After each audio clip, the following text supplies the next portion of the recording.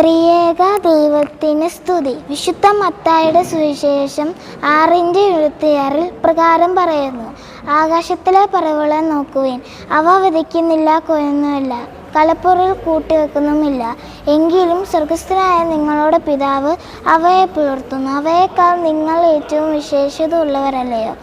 പ്രിയമുള്ളവരെ, വയലിലെ പുല്ലിനെയും പൂക്കളെയും പക്ഷികളെയും സംരക്ഷിക്കുന്ന ദൈവം എത്ര അധികമായി കരുതുന്നു എന്നത് മറന്നുപോകരുത്.